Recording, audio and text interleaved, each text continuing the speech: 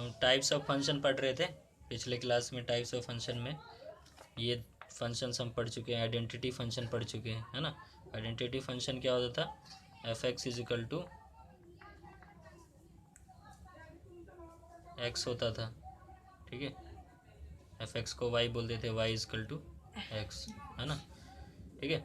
F x is equal to x या y is equal to x, है ना, कि जो एक्स की जो वैल्यू रहेगी वही वाई की वैल्यू है। कांस्टेंट फंक्शन क्या होता था, f x is equal to कोई कांस्टेंट हो जाता था, ठीक है, कोई फिक्स वैल्यू हो जाती थी कांस्टेंट, या वाई बोलते हैं इसको। तीसरा था पॉलिनोमियल, कोई भी पॉलिनोमियल हो गया, y is equal to f x is equal to polynomial पता ही है हमें, है ना, जिसमें कांस्टेंट होता है, वेरिएबल होता है, वेरिएबल की पावर्स होती है बहुत सारी अलग अलग, ठीक है। ऐसे करके लिखा था हमने, ए एक्स वन की पावर 2 n लिख देते थे, ठीक है, घटाते हुए फिर ए 2 एक्स 2 की पावर x लिखते हैं बस, x की पावर n-1, है ना, इस तरह से लिखते थे। रैशनल फंक्शन क्या होता था, डिवीजन में लिखते थे ना, एक फंक्शन ऊपर पी एक्स हो गया, नीचे जी एक्स हो गया, ठीक है, दो फंक्शन का डिवीजन होता था। मॉडुलस फंक्शन बताया था, f x is equal to mod x होता था। मॉड एक्स का मतलब था कोई भी नेगेटिव वैल्यू भी होगी तो उसका प्लस बना देता है, ठीक है। तो आज जो हम पढ़ेंगे इसके बाद, ये हमने पीछे पढ़ चुके हैं हम लोग ये चीज़ें, ठीक है। तो आज पढ़ेंगे 6th टाइप है सिग्नम फंक्शन, ठीक है। क्या नाम है, सिग्नम फंक्शन, ठीक है।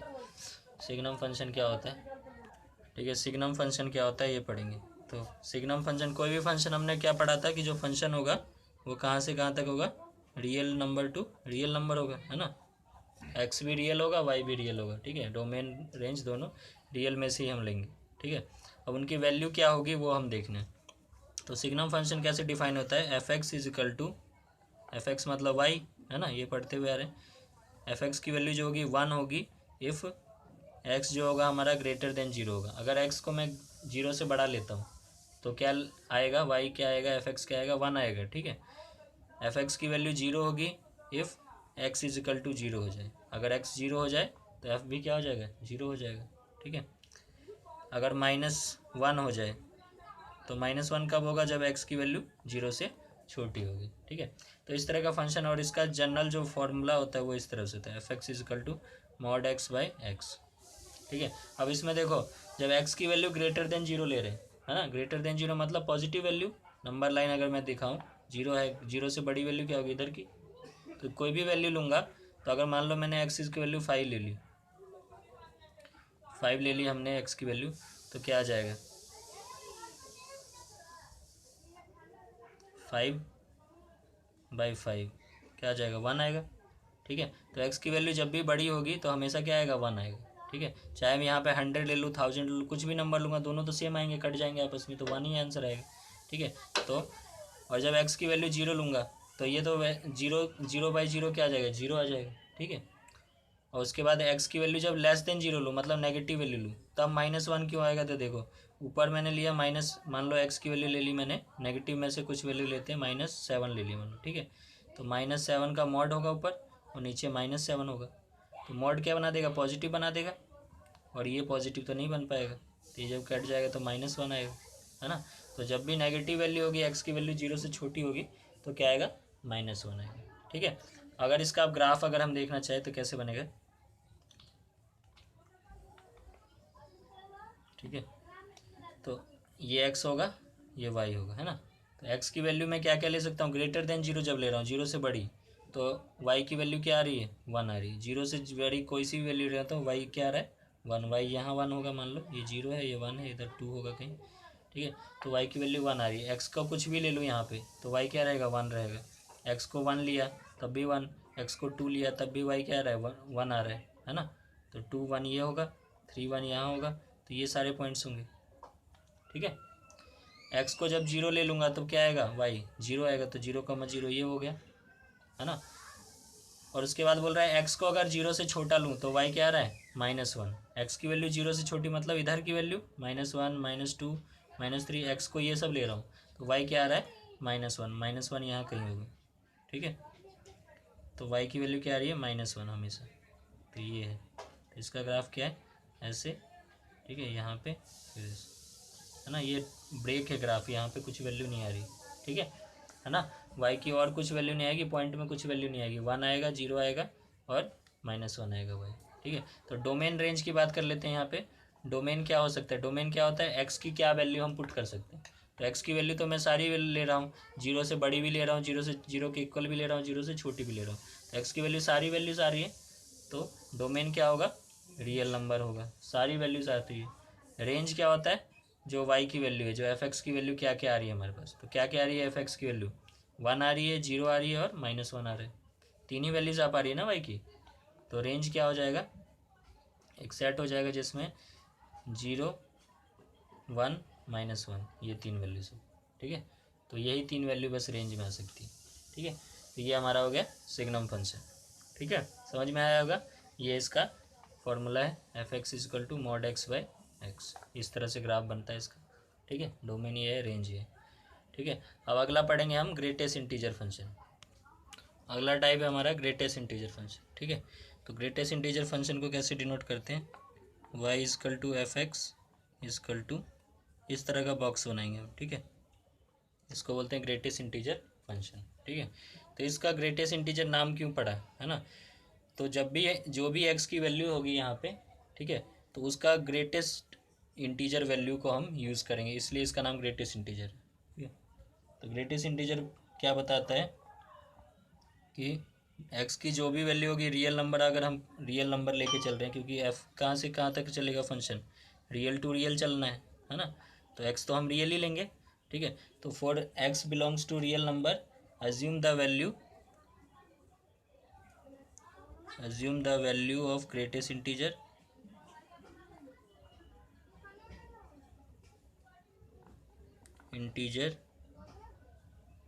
function greatest integer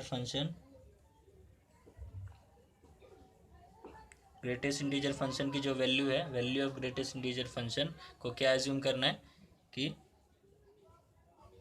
greatest integer less then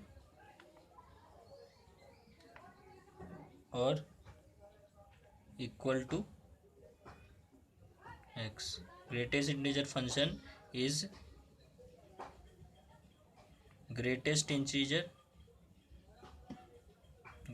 integer less than और इक्वल टू एक्स। ठीक है, जो भी एक्स की वैल्यू होगी वो ग्रेटेस्ट इंटीजर लेना है, या फिर उससे उसके इक्वल लेंगे, या फिर उससे छोटी वाली लेस देन और equal to. Greatest integer less than और इक्वल टू मतलब जैसे कोई भी मैंने एक्स की वैल्यू मान लो मैंने ले ली, एक्स इजकल टू मैं ले रहा हूँ 3.5।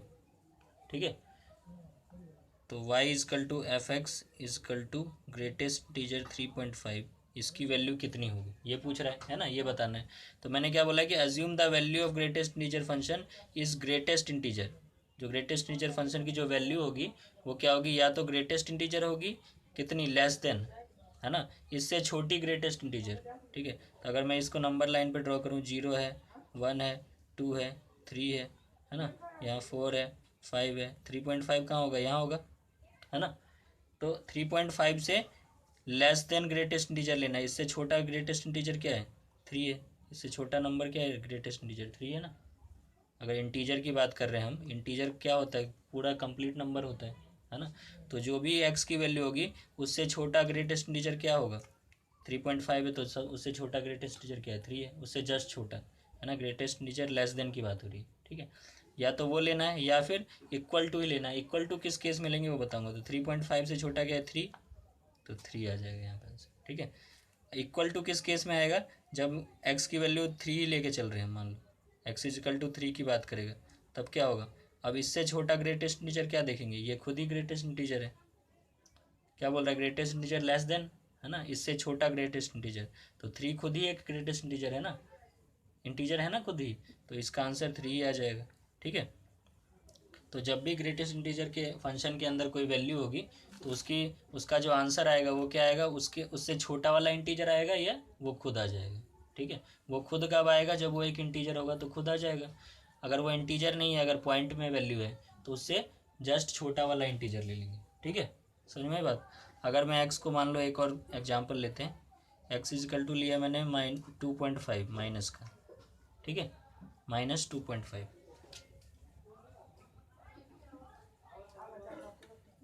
तो मैंने लिख दिया यहाँ पे -2.5, है ना।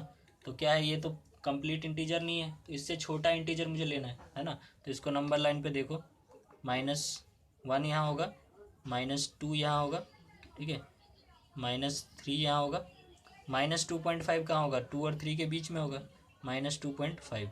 तो इससे छोटा इंटीजर क्या है, इस साइड जाता है।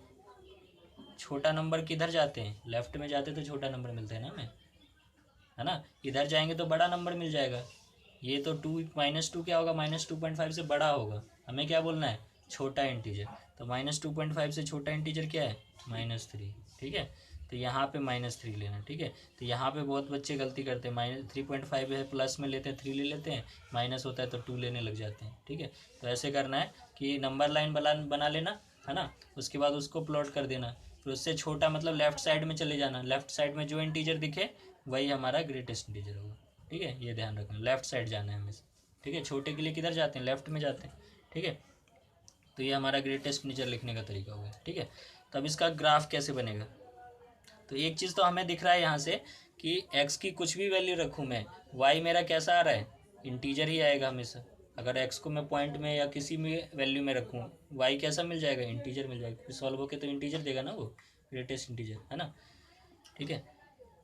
तो x क्या होगा, x का अगर डोमेन की बात करें हम, डोमेन क्या होगा, रियल नंबर कुछ भी रख सकते हैं, लेकिन y क्या आएगा, रेंज। रेंज जो होता है वो क्या आएगा, इंटीजर आएगा, जेड से डिनोट करते हैं, है ना। रेंज क्या होगा, इंटीजर आएगा हमेशा। रेंज मतलब y की वैल्यू क्या आएगी, हमेशा एक इंटीजर आएगी ना, ठीक है, वही मैं बता रहा हूँ। अब इसका ग्राफ अगर मैं ड्रॉ करूँ तो देखो,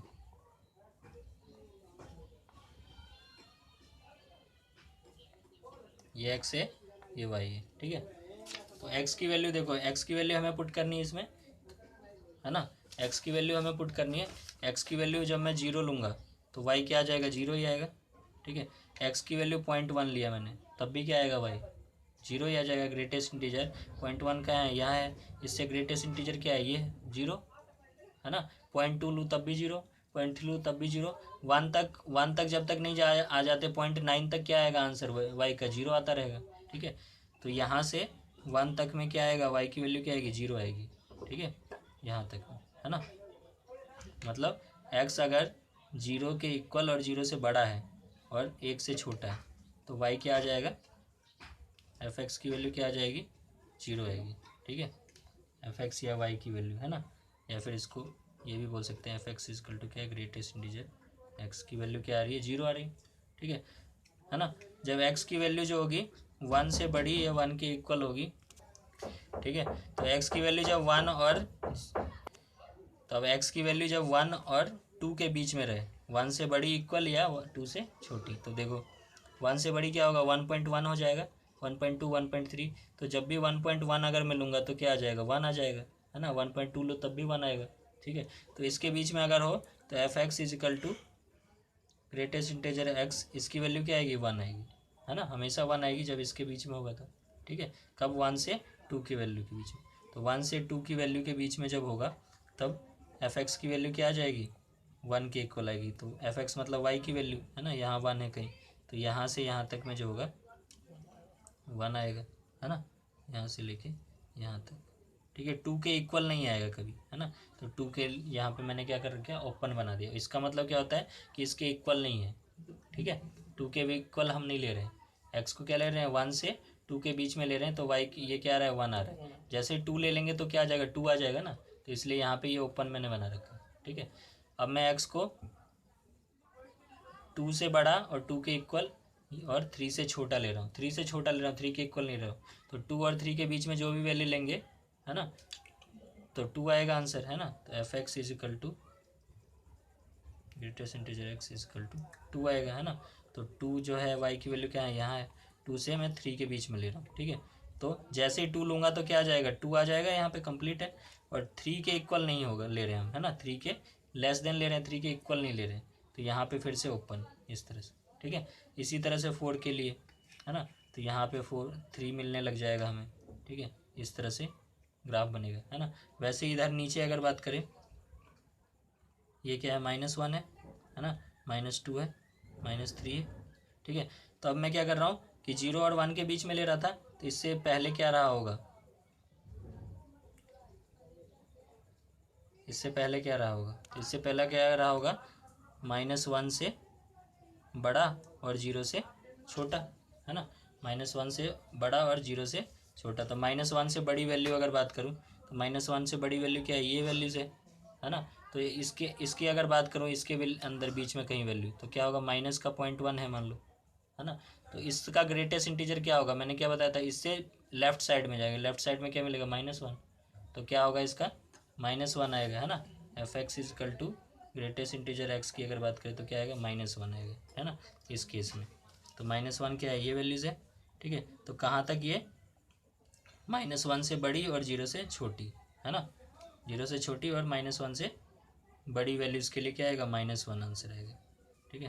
तो -1 ये है, ठीक है, ये रहा -1 और यहाँ तक चलेगा, और 0 के इक्वल नहीं होगा क्योंकि 0 के इक्वल नहीं ले रहे, है ना। फिर वैसे ही ओपन है यहाँ पे, ठीक है। फिर वैसे ही -2 की अगर बात करें, तो यहाँ पे क्या आ जाएगा, जैसे ही -2 पे जाएंगे हम, जैसे ही -2 पे जाएंगे तो -2 के इक्वल आ जाएगा, -2 अगर लिखूँ ग्रेटेस्ट इंटीजर के अंदर तो -2 आ जाएगा, है ना।